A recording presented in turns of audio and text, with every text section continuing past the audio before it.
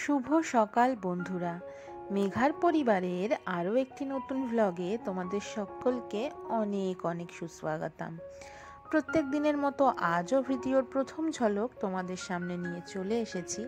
আর দেখতেই পেলে যে সারাটা ভিডিও জুড়ে আমি তোমাদের সাথে কি দেখাতে চলেছি। সকালটা আজকে শুরু হয়েছিল বেশ ভোরবেলা থেকেই, যেহেতু তাড়াতাড়ি কাজকর্ম সেরে স্কুল সেরে তারপর একটু বাইরে বেরোনোর প্ল্যান আছে। ঘুম থেকে উঠেই মায়ের হাতের গরম গরম চা সারা দিনের কাজের এনার্জিকে বহু গুণে বাড়িয়ে দেয়। যেহেতু এখন আমি বাপের বাড়িতে রয়েছি, তাই রান্নাঘরের দিকের কোনো কাজই বলতে গেলে আমাকে করতে হচ্ছে না। মা নিজের মতো করে সবটা সামলাচ্ছে, আর আমি আমার দিক থেকে যেতটুকু করা যায় ততটুকু। বিছানা গুছিয়ে সমস্ত জামা কাপড় যেগুলো কাচার দরকার ছিল সেগুলো ওয়াশিং মেশিনের দায়িত্বে দিয়ে আমি চলে এলাম রান্নাঘরে। এসে দেখি আজকে মা মুগ ডাল রান্না করছে। মায়ের হাতের ভেজ ডাল, আহা কি অপূর্ব যে তার স্বাদ, না খেলে বোধহয় বোঝাই যাবে না। শুধু আমার মা বলে নয়, প্রত্যেকের মায়ের হাতের রান্নার স্বাদ প্রত্যেকের কাছেই অনবদ্য। আর ভেজ ডালের সাথে শীতকালের দিনে গরম গরম বেগুন ভাজা হলে তো জমেই যায় ব্যাপারটা, তাই না? তো বেগুনটা এদিকে ভাজা করে নিচ্ছি আমি, আর এরপরে চলে যাব পরবর্তী রান্নায়। মা দেখো, আমি যতক্ষণ বেগুন ভাজছিলাম বাঁধাকপি তারপর শিম সমস্ত কিছু কেটে গুছিয়ে নিয়েছে, আর বসিয়ে দিয়েছে পালং শাক। হাতে বানানো বড়ি দিয়ে পালং শাক, কি যে তার স্বাদ কি বলবো।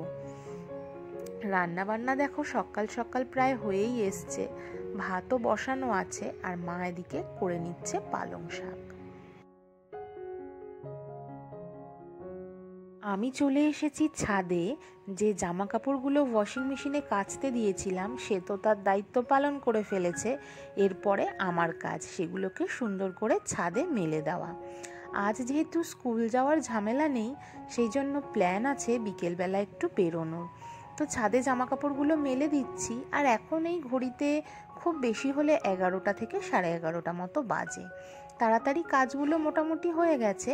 আর বোগেনভেলিয়াগুলো দেখো কিভাবে সব পাতা শুকিয়ে এসছে, দেখলেই মন খারাপ হয়ে যায়।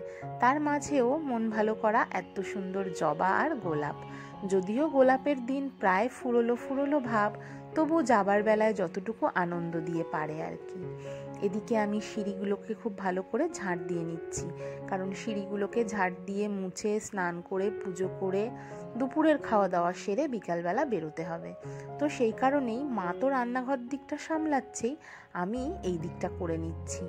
তাহলে কি হবে, দুজনে মিলে কাজ করলে কাজটা তাড়াতাড়িও হবে, আর আমাদের আবার বিকালবেলা বেরোনোটাও সময় মতো বেরোতে পারবো।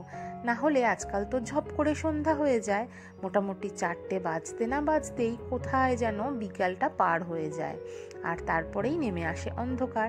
আর অন্ধকারে বিকালবেলা না বেরিয়ে ভাবছি একটু দিনের আলো থাকতে থাকতে যদি সব কিছু সেরে বেরোনো যায়, সেটা বোধহয় আমাদের জন্য একটু সুবিধে হবে। মা রান্নাঘর থেকে বেরিয়ে আসার পরে যা হেয়ার ফলের প্রবলেম হচ্ছে, সেই জন্য অনেক দিন ধরেই ভাবছিলাম একটা তেলটা বানাবো, তো সময় হয়ে উঠছিল না। যদিও যখনই আমি হেয়ার অয়েল ইউজ করি এই তেলটাই কিন্তু ব্যবহার করি। স্টিলের পাত্রের মধ্যে খুব ভালো করে তোমার স্টিলের বাসনের মধ্যে দিয়ে দিয়েছি edible hair oil, coconut oil, যেটা তুমি RCM এর আমি দিয়েছি, সেটা তোমরা যে কোনো প্যারাশুট বা শালিমার এগুলো দিয়েও করতে পারো। তবে আমি এই তেলটা ব্যবহার করি। এই তেলটা একদমই চিটচিটে হয় না, যার কারণে ব্যবহার করলে পরের দিন তোমার শ্যাম্পু না করলেও চলে। এর মধ্যে খুব ভালো করে পাতাগুলোকে ছাড়িয়ে নিয়ে, বোটা ছাড়িয়ে নিয়ে শুকনো অবস্থায় রেখে দিয়েছিলাম জবা ফুল, সেগুলোকে দিলাম। তারপরে দিয়ে দিলাম কারি পাতা, আর তারপরে দিয়ে দিচ্ছি কালো জিরে। এরপরে দিয়ে দিচ্ছি বেশ পরিমাণ মতো খানিকটা মেথি। এরপরে দিয়ে দেব গ্রেট করে রাখা আমলকি, আর সব শেষে দেব আদা। এগুলোকে লো ফ্লেমে খুব ভালো করে জাল দিয়ে নিতে হবে। শেষে দিলাম লবঙ্গ।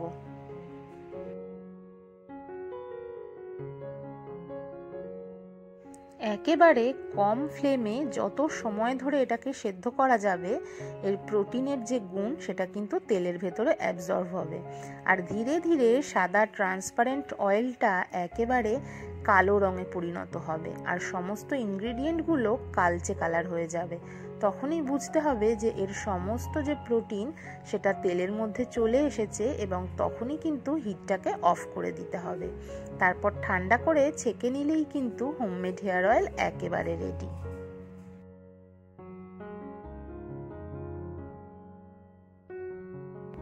চুলের যে কোনো ধরনের সমস্যার জন্য এই তেলটা কিন্তু ভীষণ উপকারী। যাদের হেয়ার ফল, স্প্লিট এন্ডস, তাছাড়াও গ্রে হেয়ার এই ধরনের প্রবলেম আছে না, তোমরা কিন্তু বাড়িতে একবার ট্রাই করে দেখতে পারো। আমি তো খুব উপকার পেয়েছি এই তেলটা মেখে।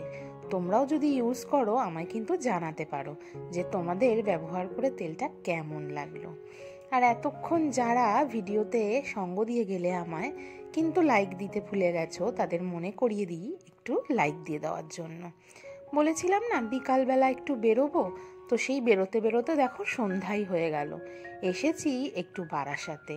তো বারাসাতের এই বড় কালী মন্দিরটা কিন্তু ভীষণ ফেমাস, খুব জাগ্রত। তো সেইখানে এসে প্রথমেই গেছিলাম একটু মলে গিয়ে কয়েকটা জিনিস কেনাকাটা করার ছিল, তো সেই উদ্দেশ্যেই যাওয়া। এবং উইন্টার কালেকশান দেখি প্রচুর এসেছে। আর আমি আজকে পরে এসেছি একটা শালের চুড়িদার।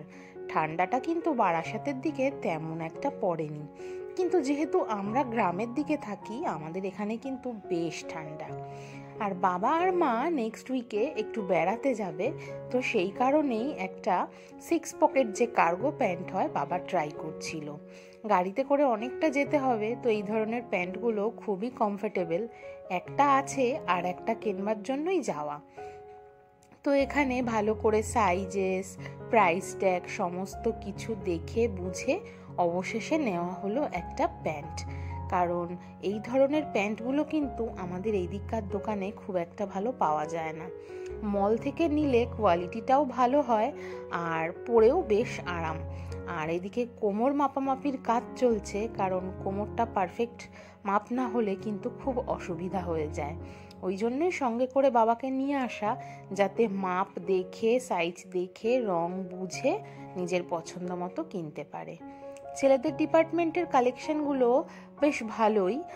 আমরা গিয়েছিলাম এম বাজারে, বলতে তো ভুলেই গেছি, এম বাজারে। তারপর যখন লেডিসের ডিপার্টমেন্টের দিকে এসেছি, এখানকার সোয়েটারগুলো দেখো কি সুন্দর, আমার তো ভীষণ ভালো লাগছিল। কিন্তু যেহেতু বেশ অনেকগুলো সোয়েটারই কেনা রয়েছে, ওই জন্য নিজেকে কন্ট্রোল করে হাতটাকে শক্ত করে বন্ধ করে রেখে এই ডিপার্টমেন্ট ছেড়ে বেরিয়ে যেতে হবে। মনে মনে সেইটাই সংকল্প করছিলাম। এই স্কাই কালারের সোয়েটারটা তো আমার ভীষণ ভালো লেগেছিল, কিন্তু তাও জানো তো আমি কিনিনি। নিজেকে বলেছি যে না, এখন এগুলো কিনলে হবে না। তারপরে মহিলাদের যা কাজ, সংসারের জিনিস দেখলেই কিনতে ইচ্ছা করে। আমি আর মা দুইজনে মিলে কয়েকটা এইসব টুকটাক সংসারের জিনিস কিনে নিয়েছিলাম। তারপর বাড়ি ফেরার পালা। ভিডিওটা ভালো লাগলে পাশে থেকে যেও। টাটা।